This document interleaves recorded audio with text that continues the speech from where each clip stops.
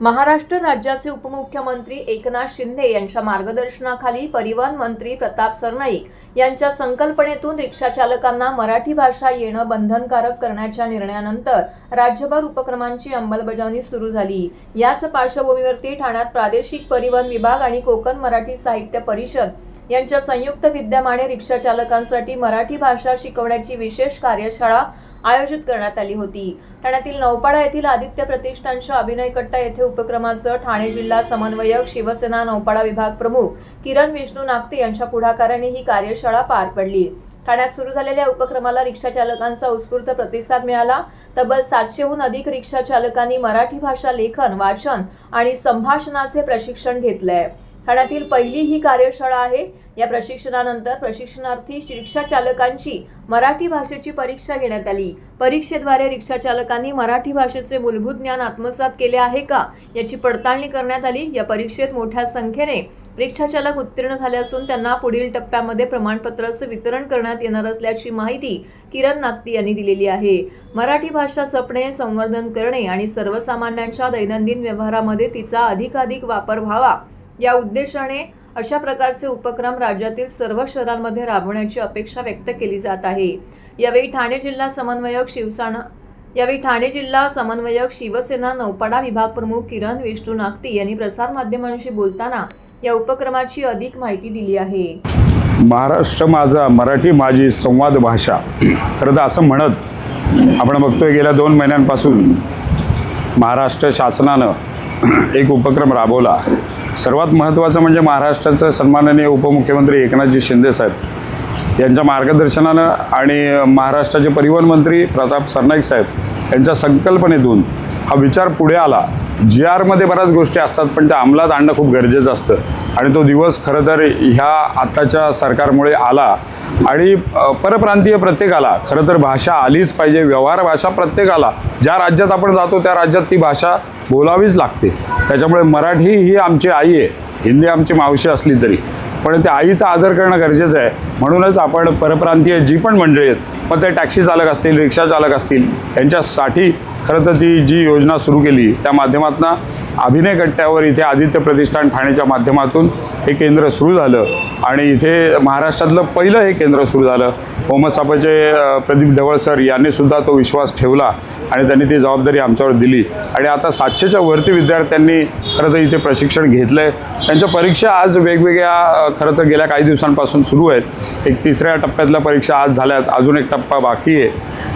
RTOचे अधिकारी असतील, इतर प्रशिक्षक असतील, कोमसापाची मंडळी असतील, अभिनय कट्ट्याचे असतील, त्या सगळ्यांनी अगदी खेळीमेळीच्या वातावरणामध्ये त्या सगळ्यांना मराठी भाषा शिकवण्याचा ह्यांनी सुद्धा अभिमान बाळगला आणि मराठी भाषा शिकवणं हे आपल्यासाठी पण गर्वाची गोष्ट आहे। आणि खूप चांगल्या वातावरणामध्ये 700च्या वरती विद्यार्थी शिकलेत आणि पास होण्याचा पण रेशो या केंद्राचा सर्वात जास्त आहे। नमस्कार, मी विशाखा ठाकरे। मी सहाय्यक मोटर वाहन निरीक्षक आहे, प्रादेशिक परिवहन कार्यालय ठाणे येथे। हा उपक्रम असा आहे की जे मराठी भाषिक नसणारे म्हणजे जे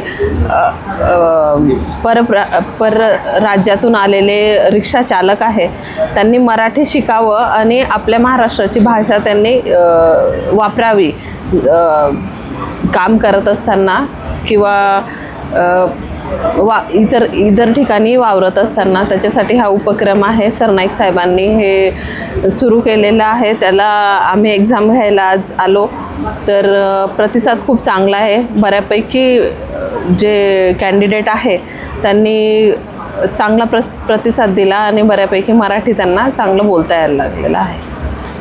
माझं नाव मनीषा रानडे आणि अभिनय कट्ट्यातर्फे जो रिक्षावाल्यांना मराठी बोलण्याचं जो ट्रेनिंग दिलं जातं आहे तर त्याचे आम्ही जवळजवळ 15-16 ग्रुपना आम्ही शिकवलेलं आहे आणि किरण सरांच्यामुळे आम्हाला हा म्हणजे म्हणतात तशी संधी मिळाली आणि खूप चांगला रिस्पॉन्स मिळाला। आणि रिक्षेवाले पुष्कळसे असे मिडिल एजचे आहेत, म्हणजे 50-55 वगैरे ह्या वयातले, पण त्यांनी शिकण्याचा खूप चांगला प्रयत्न केला की लोकांनी चांगला रिस्पॉन्स दिला।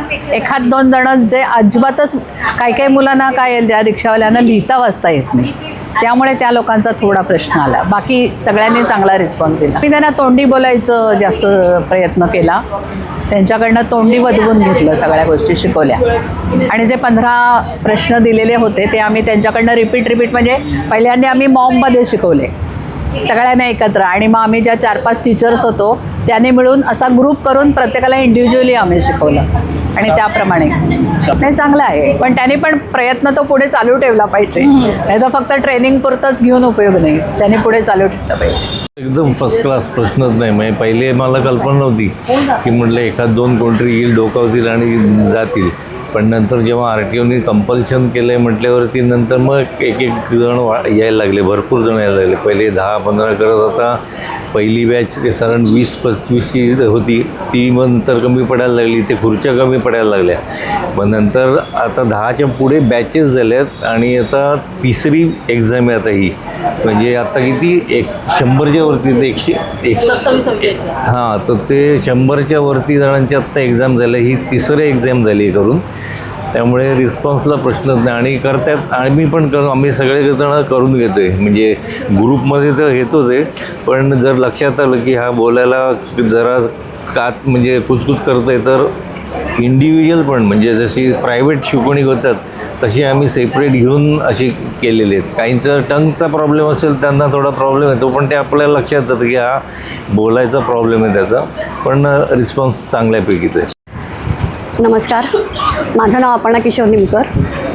मी आत्ता ही मराठी शाळा आपले उपमुख्यमंत्री एकनाथ शिंदे साहेबांनी हा जो उपक्रम सुरू केला आहे आणि किरण नागती सरांच्या मार्गदर्शनाखाली केंद्र संचालक म्हणून मी हे काम बघते आणि याचा खूप उदंड प्रतिसाद आपल्याला मिळतो आहे. जवळजवळ आत्ता 700-750च्या वर आपले विद्यार्थी झालेले आहेत आणि अजूनही तुम्ही बघाल तर नवीन फॉर्म भरण्याची रांग सुरू आहे.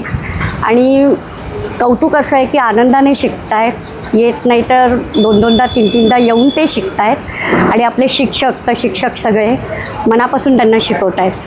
किरण सरांच्या मार्गदर्शनाखाली आम्ही हा छान उपक्रम चालू केलेला आहे. उपमुख्यमंत्री एकनाथ शिंदे साहेबांनी पण छान आम्हाला, म्हणजे ह्या लोकांसाठी एक 15 वाक्यांचाच की त्यांनाही कठीण जाऊ नये आणि त्यांची रोजीरोटी नेहमीप्रमाणे छान चालू राहावी असा हा उपक्रम सुरू आहे. त्यासाठी मी सगळ्यांचे आभार मानते. धन्यवाद.